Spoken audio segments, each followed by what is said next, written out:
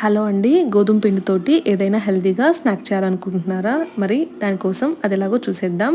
ఇక్కడైతే నేను ఒక కప్పు తోటి గోధుమ పిండినైతే తీసుకుంటున్నాను. ఇక్కడ కొంచెం సాల్ట్ అనేది వేసుకుంటున్నాను. చిటికెడు సోడా కూడా వేసుకోవాలి. అలాగే 2 స్పూన్ల నెయ్యి అనేది వేసేసుకొని ఇలా అయితే మొత్తాన్ని బాగా కలిపేసుకోవాలి. మనకు కన్సిస్టెన్సీ అనేది ఈ విధంగా ఉండాలి.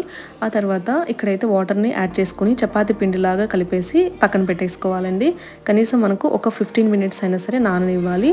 ఇక్కడైతే 2 స్పూన్ల నూనె తీసుకొని ఇందులో కొంచెం గోధుమ పిండిని తీసుకొని ఇలా అయితే కలిపేసి పెట్టేసుకోవాలి.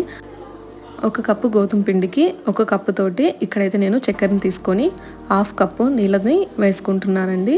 మనకి ఇదనేది చక్కెర మొత్తం గ్యాస్ మీద పెట్టేసుకొని ఈ విధంగా అయితే మనకు కరిగితే సరిపోతుంది. ఇందులో ఒక 4-5 చుక్కలు నిమ్మరసం వేసేసుకొని ఒక మూత పెట్టి పక్కన పెట్టేసుకోవాలి. ఆ తర్వాత ఈలోపు మనకు పిండి అనేది నానిపోతుంది. నానిపోయిన తర్వాత ఇలా ఈక్వల్గా బాల్స్ లాగా చేసేసుకొని మనం సేమ్ చపాతీలు ఎలాగైతే చేసుకుంటామో అదే విధంగా మనం మొత్తం చపాతీలను చేసుకోవాలండి.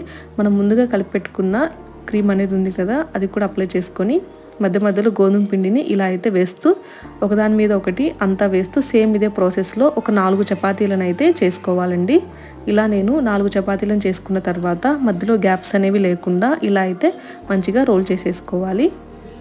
ఇలా రోల్ చేసేసుకున్న తర్వాత మనకి ఇక్కడ ప్రాసెస్ అంతా నెక్స్ట్ ఇక్కడ కట్ చేసే దగ్గరే ఉంటుందండి. ఇలా అయితే మనం కొంచెం తేడాతోటి ఇలా అయితే చిన్న చిన్న పీసెస్ లాగా కట్ చేసుకోవాలి.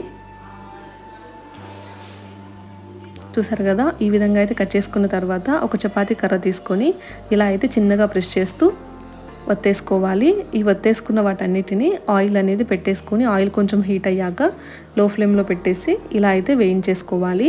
కాసేపటికి ఇవి మనకి ఈ విధంగా అయితే వేగిపోయి పొరలుగా వచ్చేస్తాయండి. ఈ పొరలుగా రావడం వల్ల మనకు జ్యూస్ అనేది మంచిగా పీల్చి చాలా టేస్ట్గా ఉంటాయి. ఇలా అయితే మొత్తాన్ని నేను తీసేసుకొని మిగిలిన వాటిని కూడా ఆయిల్లో డీప్ ఫ్రై చేసుకుంటున్నాను. మనం ఆయిల్లో డీప్ ఫ్రై చేసుకున్న వాటిని వెంటనే వేడిగా ఉన్న షుగర్ సిరప్లో వేసేసుకోవాలండి. షుగర్ సిరప్ అనేది మనకు గులాబ్ జామ్ లాగా మనకు షుగర్ సిరప్ అనేది వస్తే సరిపోతుంది, అంతకంటే ఎక్కువగా అవసరం లేదు.